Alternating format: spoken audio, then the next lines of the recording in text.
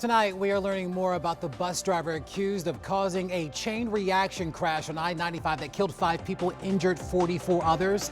48-year-old Jing Dong of Staten Island has been charged with 2 counts of involuntary manslaughter. Additional charges are expected. Our Sarah Robinson has been digging into the case and has new details tonight. It was horrible. It was just like blood everywhere. After a deadly crash on I-95 Friday involving a bus that failed to slow in a construction zone, striking 6 vehicles, killing 5 people and injuring 44 others. I was terrified. Now, Transportation Secretary Sean Duffy, appointed by President Trump, is raising questions about the bus driver. In a post on X, Duffy said the driver, 48-year-old Jing Dong from Staten Island, was originally from China and is a U.S. citizen. He also wrote, Dong does not speak English and obtained his commercial driver's license in New York in 2024. Duffy called that unacceptable. But the bottom line is you need to be able to understand English. Howard Berkowitz is a commercial driver's license expert who has consulted on high-profile crashes.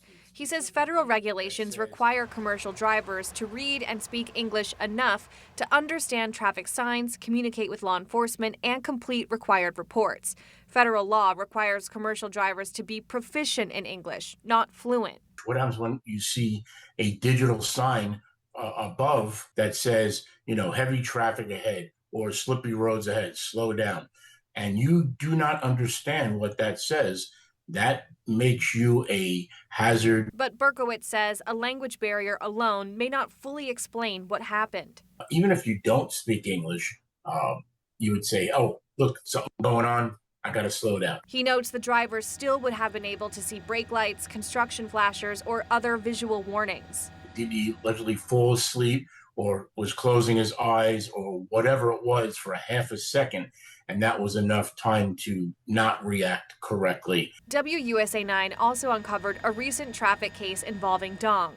Court records show he is scheduled to go to trial in Maryland on Tuesday after being cited in March for driving 22 miles per hour over the speed limit. Records show the citation was issued at about 1:20 in the morning while he was driving a white coach bus, the same type of vehicle involved in Friday's crash. Court records also show Dong hired an attorney and requested a trial. Berkowitz says the previous speeding case is concerning. 22 miles over is quite a lot. Dong remains held without bond. The NTSB says a preliminary report will be released in about 30 days, but the final report could take between 1 to 2 years. Reporting in Northwest DC, I'm Sarah Robinson, WUSA 9.